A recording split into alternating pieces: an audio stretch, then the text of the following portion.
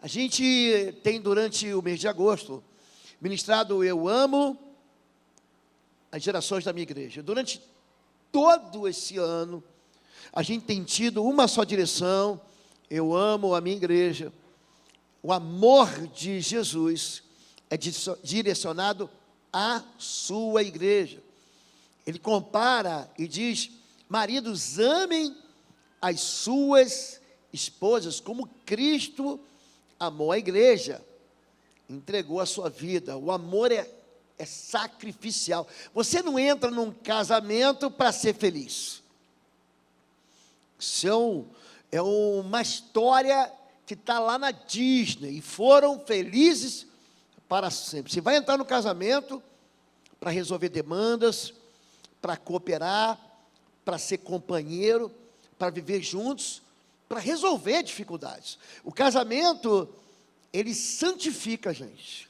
Você precisa entender que o casamento, quando Paulo diz: seja o vosso leito sem mácula, o casamento é um sacrifício que santifica a minha vida, que santifica a sua vida. E quando a gente trata de parábolas, existe uma parábola que leva a gente para dentro de uma história familiar. As parábolas de Marcos estão no capítulo 4. As parábolas de Mateus estão no capítulo 3. João quase não fala parábolas. João é mais teológico, né? Aquela carta muito próxima de Jesus, aquele evangelho, muito próximo de Jesus, e ali eu consigo contar duas parábolas: a parábola do bom samaritano e a parábola da videira. Eu não lembro de outra, mas Lucas também é recheado de parábola, e tem uma, assim, junto com a parábola do semeador, que marca muito a minha vida. É a parábola de um pai que tem dois filhos insatisfeitos.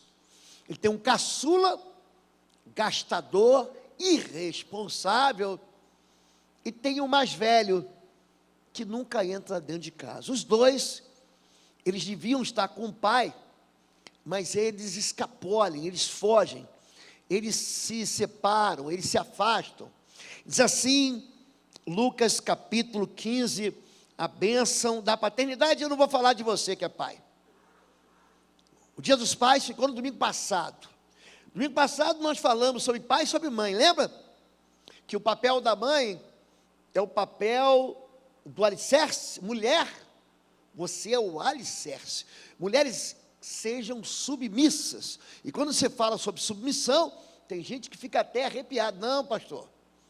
Mas a submissão é o alicerce da missão. A mulher é o fundamento. Eu falei aqui que quando a moça acorda um dia ruim, ela acorda azeitada, ela acorda azeda, toda a casa treme, porque o papel da mulher é diferente do papel do homem. A mulher não é mais importante, nem o homem. Eles foram criados por Deus, homem e mulher, na mesma estatura. Far-lhe-ei uma ajudadora na mesma estatura, mas os papéis são diferentes. A sabedoria, homem, está com ela. Homem, ouça a sua esposa. A mulher sábia torna a sua vida grande, edifica o lar, constrói o lar. A mulher, ela cumpre a tarefa do Espírito Santo de Deus. Mulher, o teu papel é consolar, é consolador. O papel da mulher é manter junto todos numa missão que Deus dá ao homem. O homem, ele estabelece destinos, ele dá identidade, ele dá proteção, e a tua tarefa, homem, é amar. Foi a única tarefa que Deus deu para o homem. Maridos, amem as suas esposas. E é dentro dessa família que a gente vai entrar para a gente entender como Deus é pai e como nós somos filhos. E um dos dois aqui vai se encaixar na minha vida e na sua vida. Diz Lucas 15, a partir do versículo 11. Jesus continuou: um homem tinha 2 filhos. Para quê? Ele continuou o quê? Ele continuou falando de gente perdida. Ele fala de uma ovelha perdida, tinha 100, e ele vai contar, e ele chama a ovelha pelo nome. A ovelhinha Pedro, ovelhinha João, ovelhinha Maria, ovelhinha Fabiola, Ivete, ovelhinha Arthur, Samuel, faltou uma. Ele larga 99 e vai buscar uma ovelha, diga, perdida. Ele conta a história de uma mulher que tem 10 moedas, 10 dracmas, que tinha um valor, era uma moeda que tinha um valor, e uma mulher perde uma mulher, e ela chama a vizinhança toda para buscar a moeda, diga, perdida. E aqui nós temos um pai com 2 filhos perdidos. Um homem tinha 2 filhos, o mais novo disse ao seu pai: pai, quero a minha parte da herança. Assim ele repartiu sua propriedade entre eles. Não muito tempo depois, o filho mais novo reuniu tudo o que tinha, ele levou tudo embora e foi para uma região distante e lá desperdiçou os seus bens vivendo irresponsavelmente. Um irresponsável, esse caçula, depois de ter gasto tudo, imagina, houve uma grande fome em toda aquela região, e ele começou a passar necessidade. Por isso, tem que fazer alguma coisa, senão eu vou morrer de fome. Já que eu gastei tudo, eu vou buscar um emprego. Foi empregar-se com um dos cidadãos daquela região, que mandou para o seu campo, a fim de cuidar de porco. Olha como é que ele estava longe. Judeu, gente, ele tem o porco como animal absolutamente impuro, imundo, ele nem chega perto. Imagina como esse menino foi longe. Ele foi longe demais da casa do pai. Ele desejava encher o estômago com as vagens de alfarrobeira que os porcos comiam, mas ninguém lhe dava nada. Caindo em si, ele disse: quantos empregados do meu pai têm comida de sobra? Eu aqui morrendo de fome. Eu me porei a caminho, voltarei para meu pai. E lhe direi: pai, pequei contra o céu e contra ti, não sou mais digno de ser chamado teu filho. Trata-me como alguém que tem carteira assinada. Não me trata como filho, não. Me trata como empregado. Dá um emprego aí, pai. Dá uma moeda aí. A seguir, levantou-se e foi para o seu pai. Estando ainda longe, seu pai o viu, e cheio de compaixão, correu. Aí, o pai também corre. Está aí. É a única passagem na Bíblia, segura essa aí, que diz que Deus corre. A única. Aqui, uma parábola está ajustando a nossa mente e contando como é que o reino do céu funciona, como é que o pai pensa, como o pai reage e como nós, filhos, somos. O pai correu para o seu filho, o abraçou e o beijou. O filho disse: pai, pequei contra o céu e contra ti. Não sou mais digno de ser chamado teu filho. Mas o pai disse ao seu servo: depressa, tragam ele a roupa e vistam nele. Coloquem um anel em seu dedo e calçados em seus pés. Tragam um novilho gordo e matem-no. Vamos fazer uma festa e comemorar. Pois esse meu filho estava morto e voltou à vida. Estava perdido e foi achado. E começaram a festejar. É uma parábola que é a parábola das parábolas. Só Lucas cita essa parábola. E o interessante é que tem 2 filhos que estão insatisfeitos. O mais velho já vai aparecer, porque ele conta só a história do caçula. Nessa primeira parte, estamos aqui ainda no versículo 14. Mais adiante, ele vai contar como aquele outro filho também nunca vai entrar dentro de casa. É interessante que os 2 têm um problema com comida. O filho mais novo quer encontrar um sabor fora de casa que ele não encontra em casa. E ele vai gastar a vida dele, ele vai desperdiçar as oportunidades. Ele vai viver de maneira irresponsável e no final ele vai ter fome e vai querer comer lavagem de porco. Ele está dentro de um chiqueiro, ele está trabalhando num lugar horrível. Ele era o filho do dono da fazenda, ele era o filho do homem rico, que tem uma propriedade tão grande, que o filho fala assim: me dá metade, e o pai dá, ele vai embora, mas no final, ele não calcula direito o que ele está fazendo, ele não investe nada, e ele joga a vida dele no lixo, a ponto dele querer comer comida de porco, que é o resto do resto que você joga fora, é o porco que come. Ele tem fome, ninguém dá nada para ele, só o pai. Eu tenho dito para você, amigos, você vai ter um monte, mas pai, você só tem um. E é melhor ter pai do que não ter pai. É muito melhor você ter e estar debaixo de uma autoridade do que não ter nenhuma autoridade.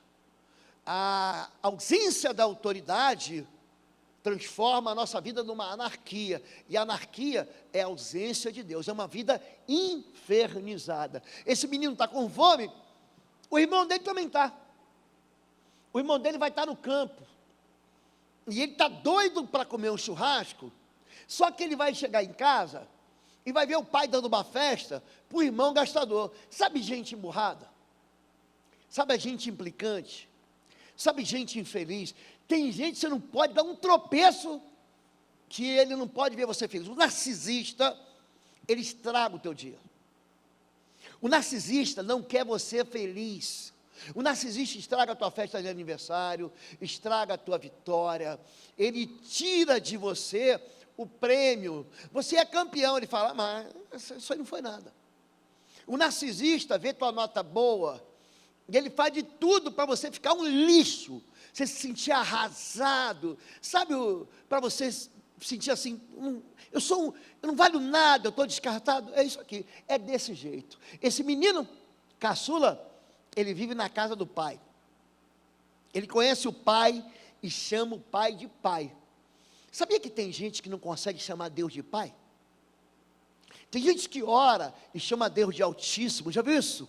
Amantíssimo, Altíssimo, é o Todo-Poderoso, mas ele não consegue chamar Deus de pai. Essa é uma noção de orfandade. Quando você pergunta assim, quem é Deus para você? Tem gente que responde, Deus é tudo. Deus é tudo para mim. Eu digo, não, Deus não é um par de óculos, Deus não é microfone, Deus não é uma mesa. Quem é Deus para você? E dependendo da resposta, tem gente que conhece a Bíblia e vai dizer, não, Deus, pastor, para mim é o Deus, é o Jeová Jireh, é o Deus da minha provisão, mas ele não consegue dizer que Deus é pai. A paternidade é um sinal da bênção de Deus. Você vai reparar que tanto o Antigo quanto o Novo Testamento, eles terminam no mesmo tom, no mesmo. Ele converterá o coração dos pais aos filhos, para que a terra não seja ferida pela maldição. Existe uma desconexão entre o pai e o filho, e eu não estou falando de você e o teu pai biológico, eu não estou falando de você e o pai que te criou, ou o avô que te criou, não, eu estou falando do pai que está no céu. Existe uma ruptura entre o ser humano e Deus, de maneira que a gente se afasta de Deus, e aqui, esse menino, ele sabe que Deus é pai, ele chama o pai, ele sabe que ele tem uma herança. Já viu gente que tem herança? Eu tenho herança. Jesus, ele vai me ensinar, peça ao pai que está nos céus, ele vai te dar. Pedi, dá-se-vos-á, buscar, encontrareis, batei, abri-se-vos-á, o que pede, recebe, o que o bicho encontra, aquele que bate, a porta se abrirá.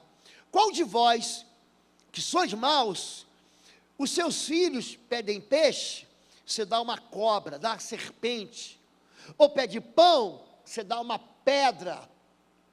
O Pai que está nos céus, dá para vocês o melhor, até o Espírito Santo. Essa é a palavra de Jesus para ajustar a gente ao amor de um Pai que a gente não conhece, porque a figura do Pai que às vezes a gente tem aqui na terra, distorce isso. É o Pai que abandona, é o Pai que maltrata, é o Pai que é violento, mas a maioria, a grande maioria, a enorme maioria dos pais, eles querem para a gente o melhor do que eles tiveram. Aliás, todo pai, o teu pai, entregou para você mais do que você teve. Eu estou repetindo isso desde semana passada. O teu pai entregou para você, muito mais do que ele teve. O meu pai entregou para mim mais do que teve. Eu entreguei para os meus filhos mais do que eu tive. paternidade tenta lançar. É por isso que o Salmo 127, que a gente teve aqui há 2 semanas, diz que os filhos são flechas. Você aponta, você empurra, você lança eles para um lugar onde você não pode chegar. É isso que é a paternidade. Esse menino, ele sabe que ele tem uma herança, ele sabe que tem um pai rico, ele fala assim, opa, eu não vou ficar de fora não, eu quero ter o melhor. Mas ele é um menino que escolhe viver distante do pai. O filho mais novo reuniu tudo que tinha e foi para uma região distante. Não fica pensando que ele foi passear ali na Europa, lá no Maranhão. Não fica pensando que ele pegou o carro e foi distante e vai voltar. Aqui, ele fala assim, ó, chega, eu vou ser feliz longe do pai. Tem muita gente que está experimentando ser feliz distante do pai e vai tentar se embriagar. Esse menino se envolve com tudo aquilo que o corpo pode pedir de prazer. O irmão dele vai acusar ele. Esse teu filho gastou tudo com prostitutas, com farras. E o corpo, ele não tem limite. O ser humano em você, escute isso. Nós não temos limite. O ser humano, o coração, a carne, que é esse estado que a gente está, ele deseja prazer sem parar. Vocês já viram aquele canal Quilos Mortais? Já viram aquilo? A comida, ela produz tanto prazer, e aqui no final você vai ter doces maravilhosos para você comprar, que se deixar você não para de comer. Tem uma irmã aí que diz que a vida dela só tem 2 sentidos, tentar vencer na vida e ganhar mais dinheiro, e tentar emagrecer, sem brincadeira. Pastor, eu brigo com a balança, eu tenho medo, às vezes tenho medo de subir na balança. Por quê? Porque a comida é a razão de um monte de pecado, é o desejo, aquele desejo primário de Eva, eu vou comer. Sabe aquela história de Esaú, que trocou tudo, ele trocou a bênção eterna de Deus, o direito do filho primogênito, o direito daquele derramar dobrado da bênção de Deus, ele trocou por um prato de comida. A gente vê muita gente na Bíblia cedendo aos impulsos do agora, estragando o dia de amanhã. Esse menino se afasta do pai e ele desperdiça. Ele desperdiçou seus bens vivendo irresponsavelmente. Tem muita gente que tem desperdiçado a vida. Gente desperdiçando o casamento, a paternidade. Se você pudesse voltar hoje, 10, 20, 30 anos, o que você ia fazer? Já imaginou hoje, domingo, na hora do almoço, você senta na mesa e volta, aí o seu bebê talvez estivesse na barriga da sua esposa, na sua barriga, mano. O seu filho seria pequenininho. O desperdício acontece quando a gente não dá valor ao que é rico. O desperdício acontece quando a gente tem demais. Deus, ele tem uma maneira muito simples de cuidar da gente e ensinar o amor para a gente. Ele leva o povo dele, que era escravo, para um deserto, e vai ensinar o povo a confiar nele. Confia em mim. Eu era bem jovem, e eu li um livro do C.S. Lewis, chamado Perelandra. É um livro bem interessante, é parecido com as Crônicas de Nárnia, que também são muito inteligentes. Esse homem é crente, tá? E em Perelandra, aquele personagem, cada dia que ele dormia, ele acordava num lugar. Aí tinha um dia que ele acordava numa ilha, tinha dia que ele acordava no deserto, cada dia ele acordava numa situação diferente, e aí Deus falava com ele assim: não tente mudar as coisas, confie em mim, não tente ser aquilo que você não é. Você vai acordar no meio de uma ilha, você não é nadador, você vai acordar pendurado no galho do mar, você não é passarinho para voar. Confie em mim. Deus fez isso. Deus leva o povo para o deserto e fala assim: todo dia vai ter pão. De manhã, sem errar. Quando você acordar, vai ter o maná. Era um pão que descia do céu. E aí, gente, a gente fica imaginando a gente.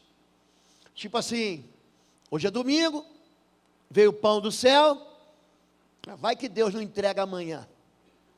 Então eu pego para hoje, pego para amanhã, pego para terça-feira, falo assim: Fabíola, pega para quarta, quinta e sexta, vai que Deus fala assim: não pegue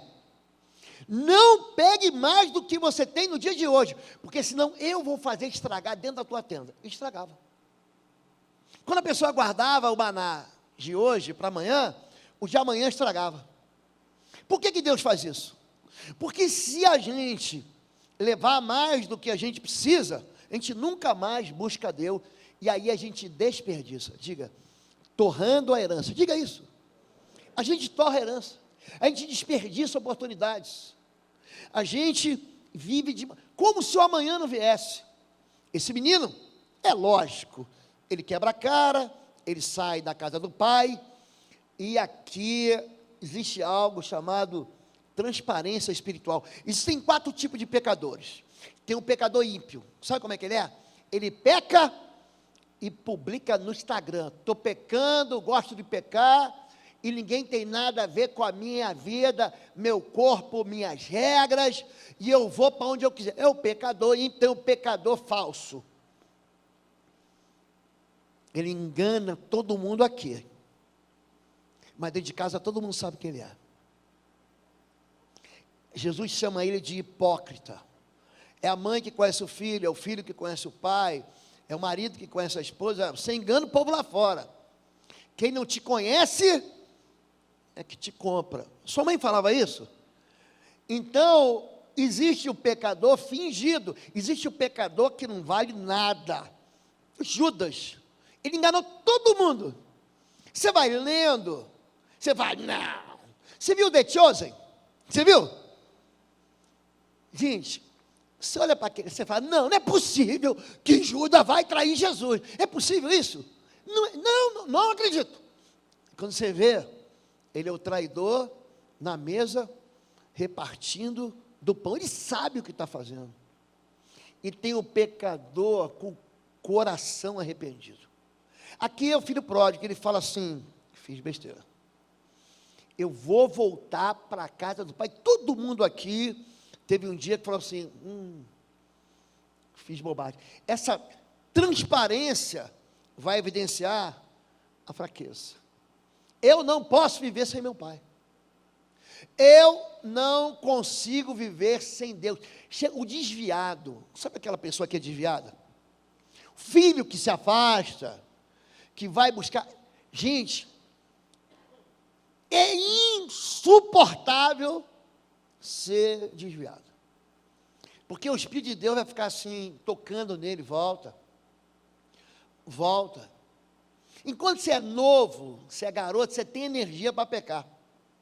Chega uma hora que as tuas forças vão embora, que você cai de joelhos. Esse menino aqui, ele tem uma fraqueza.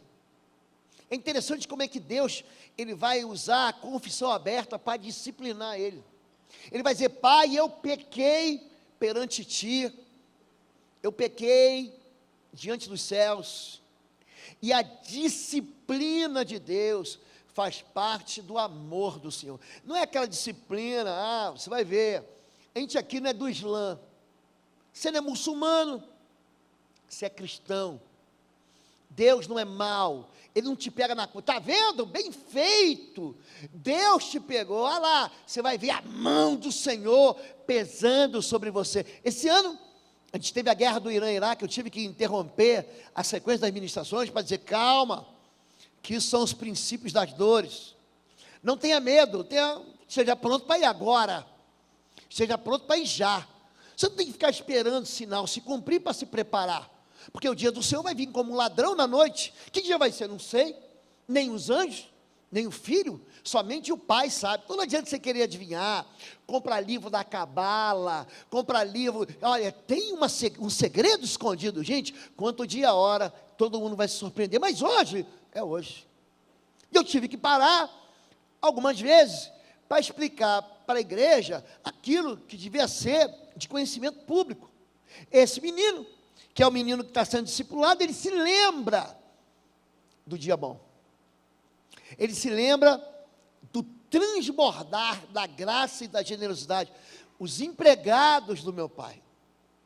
Não é gente que dorme na minha cama, não é gente que come na minha mesa, não é gente que senta e deita a cabeça no colo do meu pai. É um empregado. É alguém que está ali em volta, está orbitando, está tangenciando, está pertinho, mas não está tão perto como eu, porque afinal de contas ele é meu pai. E eu subo no colo do meu pai e digo: pai, me ajuda, pai, me socorre, pai, me defende, pai, eu quero. Isso é ser filho.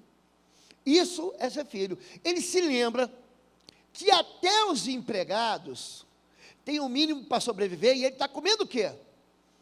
Bolotas, comida de porco dentro de um chiqueiro. Ele fala: não. Eu cair na real, para a geração que vem depois de nós, não entende a expressão caiu a ficha, porque antigamente você não tinha celular, o telefone era discado, e tinha um negócio que ficava nas esquinas, assim, era um poste, com uma concha, a gente chamava de orelhão. Pensa numa orelha, era o orelhão. Então você chegava ali, você ia, comprava a ficha na padaria, comprava, você levava no bolso, você levava na carteira. Tem gente que lembrava a ficha na carteira, lembra disso? E a ficha tinha 3 minutos, o DDD, 3 minutos. Então você colocava, e ali você discava, e quando a ligação completava, a ficha caía. Então você podia se comunicar. Aqui Deus se comunica com ele, caindo em si. Se liga, ele disse: vou tomar jeito na minha vida, eu me porei a caminho e voltarei para o meu pai e direi: pai, pequei contra o céu e contra ti. Aqui, gente, olha o que eu vou falar. Deus não se cansa. Você pode fugir à vontade, você pode tentar buscar soluções, impregnar, se encher daquilo que o mundo vai dizer para você que é felicidade, mas você nunca vai estar satisfeito.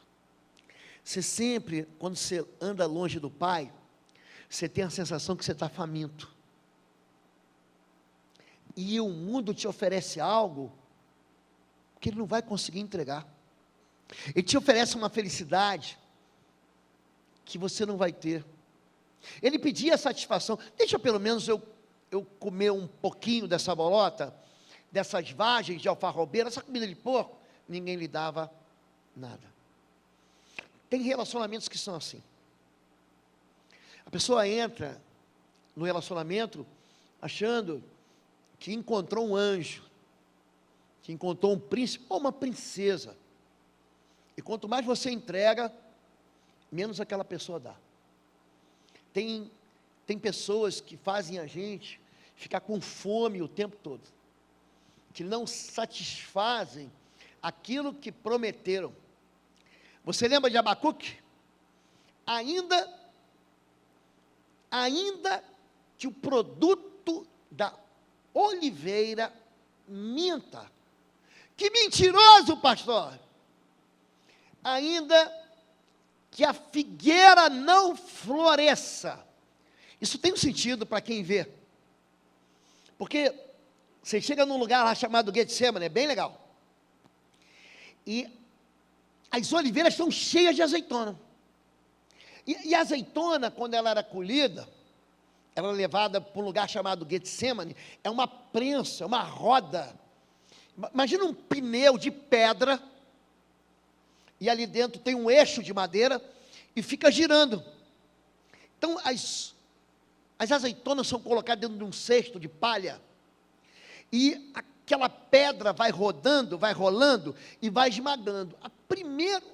O primeiro caldo, o chamado extra virgem, ele vai para o templo, porque é feito óleo da unção, a primeira parte. O dízimo, pronto, a primícia, ia para o templo. A segunda parte, você comia ele, é o azeite que você bota na salada. A terceira parte, eles vão dando destino. E a última parte vira lamparina, aquele azeite mais, pior azeite, vira iluminação. E ali, naquele lugar do Getsemane, naquele lugar da oliveira, você espera o quê? Um caldo. Só que o produto da oliveira mentiu. Quando você espreme a azeitona, não tem nada, está seca. É isso que está acontecendo. Quando você olha para a figueira, por que Jesus amaldiçoou a figueira? Porque ela mentiu. Jesus está com fome, está saindo de Betânia, meia hora de caminhada, você sai de Betânia, caminha 25 minutos, você está em Jerusalém. Você sobe um morrinho assim, ó. Aí ele olha uma figueira e fala, que fome, vou comer um figo, docinho. Aliás, no final do culto, tem uns potes de figo, gente, dá até água na boca assim, ó. É tudo que você comprar aqui, vai para a expansão. Gente, pensa a sobremesa boa hoje. Tem merengue de morango, tem nega maluca, tem pudim de... Não tem um negócio ali, gente, que eu nunca comi não, vou experimentar. É um pudim de amendoim. Eu falei, gente, isso aqui deve ser de Deus.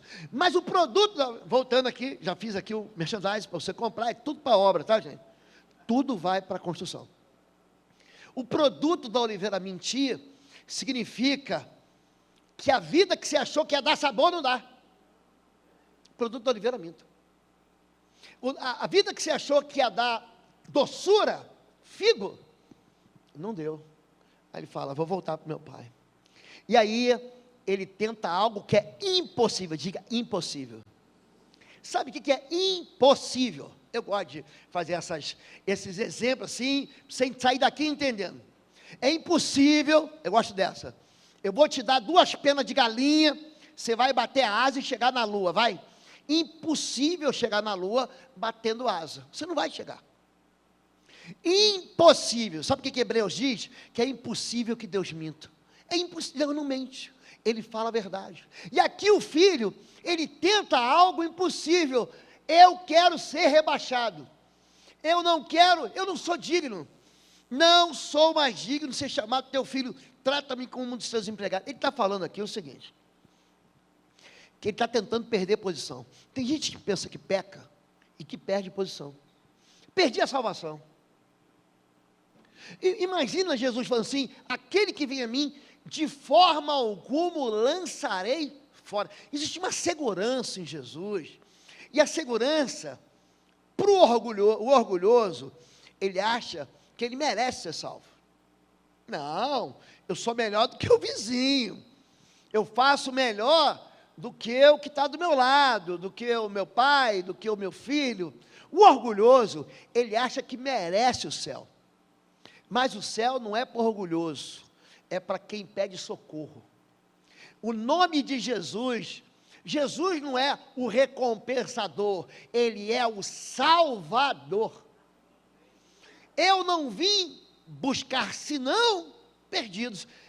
É a parábola dos filhos que estão perdidos. Pastor, eu estou perdido, pronto. Se chegou, caiu a ficha. É agora. Você não vai ser, Deus não vai te chamar de filho de 2ª categoria, porque você tem um dom diferente. Deus não vai te chamar de filho perdido só porque você é igual a todo mundo, porque todo mundo aqui é igual. Todo mundo aqui é gente. Mas aí, chega outro filho. E eu vou ser rápido.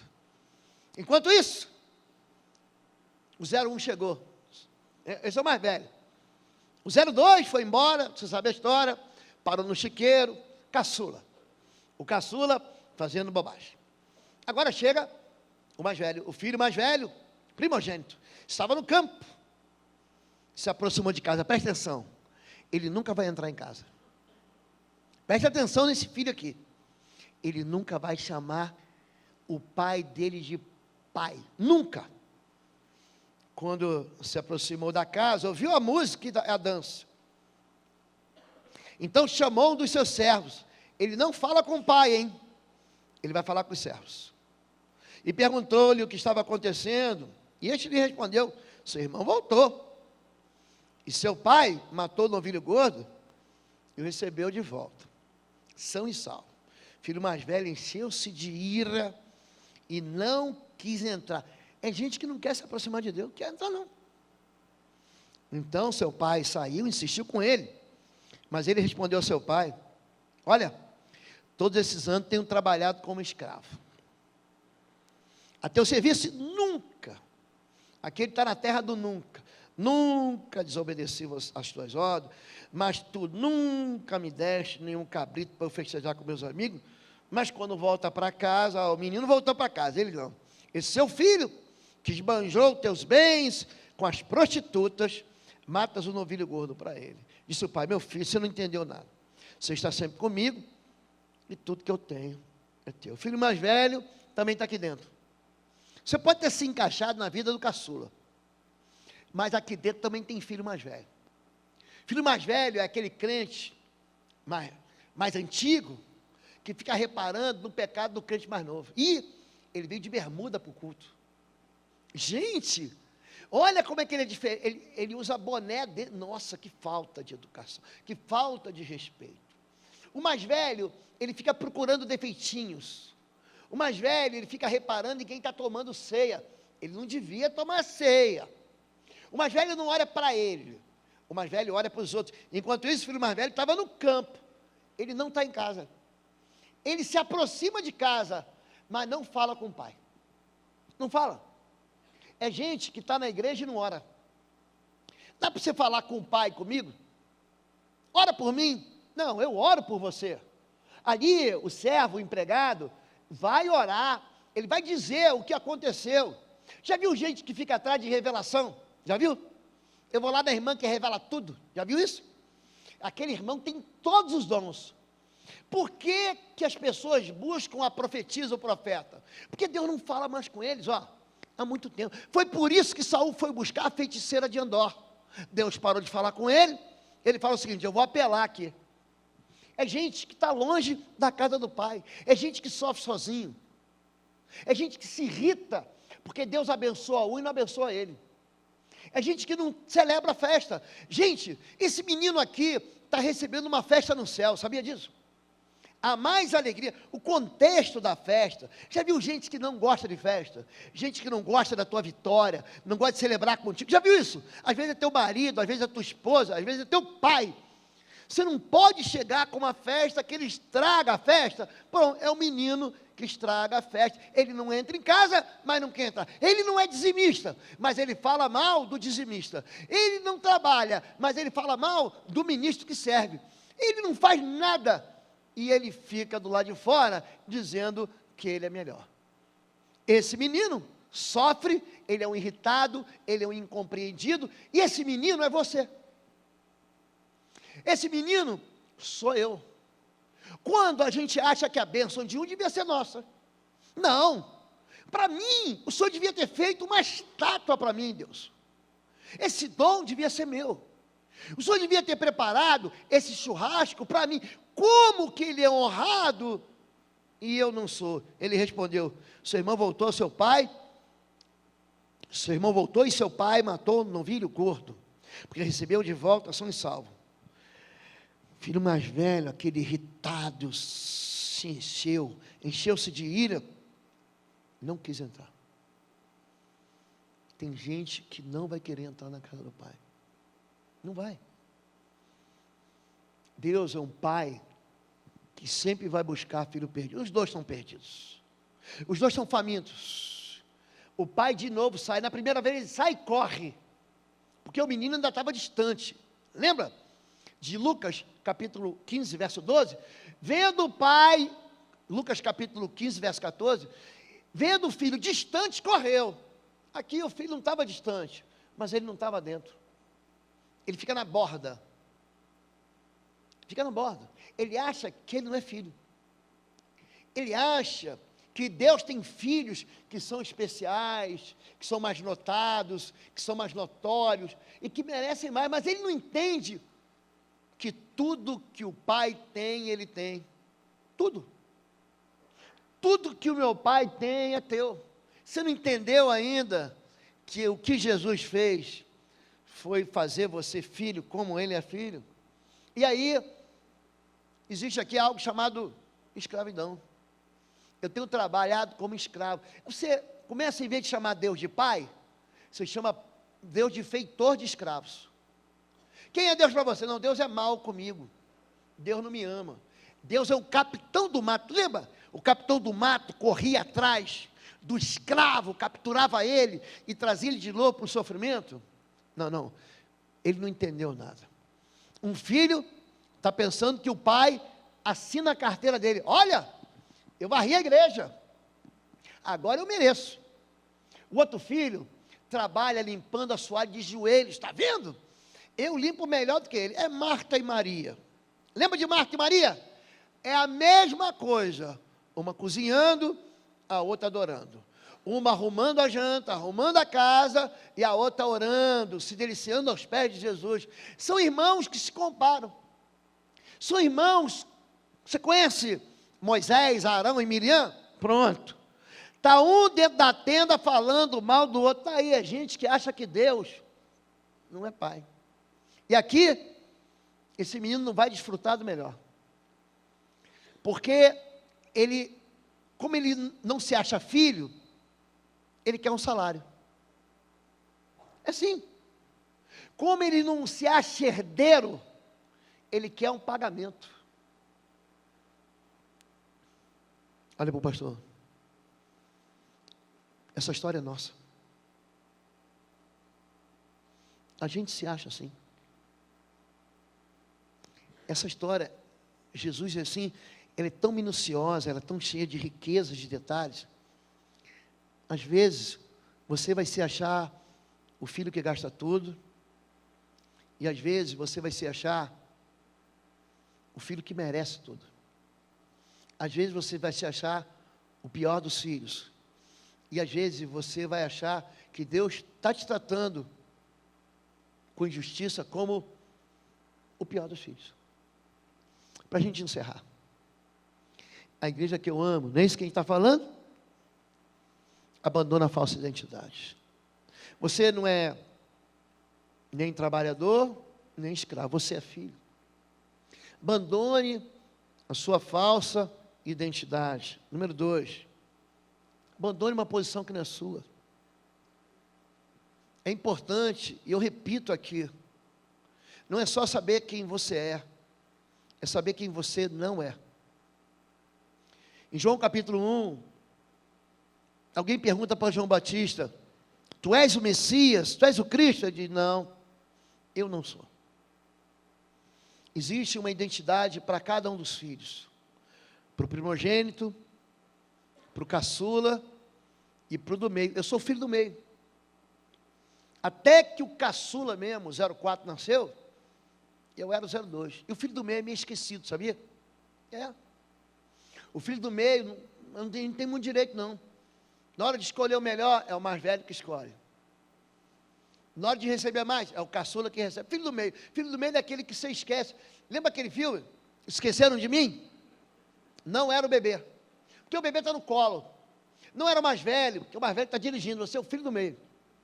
O filho do meio, mamãe comprava uns potes assim de iogurte. Lembra como é que era? Aquele iogurte era mais caro que a vida.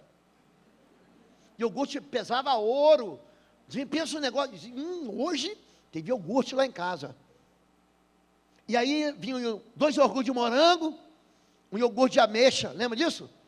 Iogurte de abacaxi, eu sempre comi o de abacaxi e de ameixa. Eu nunca podia comer, é o filho do meio. Abandona a posição que não é sua. Sabe o que você é? Você é filho de Deus. A igreja que eu amo tem que entender que Deus é Pai. Você pode repetir isso? Eu sou filho de Deus. Diga isso. Essa identidade tem que ser: eu sou filho de Deus. Filho de Deus tem que viver na casa do Pai. Se você está longe do Pai, fique na casa do Pai. A igreja que eu amo se reconcilia. Para de ficar zangado com Deus. Para de dizer para Deus que o mundo é melhor do que a vida perto dele. Para dizer para Deus que dentro de casa tem pouco. se reconcilie com seu pai. Passe a chamar Deus de pai, diga pai. Você pode falar pai? Quando você orar, diga assim, pai. Comece chamando Deus de pai. E confie no caráter de seu pai. Ele não vai te chamar de empregado.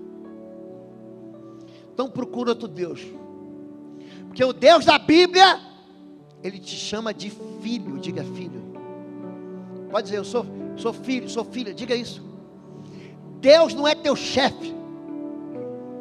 Deus não te trata como um criado. Deus não te trata como empregado. Deus não te trata como escravo. Posso ouvir um amém? Vamos encerrar? Vamos ficar em pé.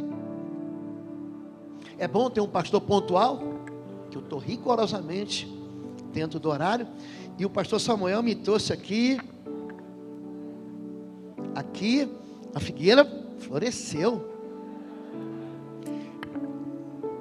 Não leva a brincadeira, não leva a sério a palavra. Você não pode sair daqui com um aviso, tem que sair daqui com fé. Mas se você quiser adquirir ali, tudo vai para a obra da construção, amém? E se Deus tem falado do teu coração, vamos caminhar junto. Estamos tratando sobre gerações. Deus falou com você, sim ou não? Levanta a mão e diz, Deus falou. Fala ou não fala? Gente, a palavra de Deus é uma fonte, não é? Às vezes Deus abre do céu assim, uma torneira, fala, e Deus fica falando comigo o dia inteiro. Fala assim, é isso que a igreja precisa ouvir. Nós vamos orar por você. E durante todo o mês de agosto, você pode trazer as portas aqui? Nós temos juntado pastores.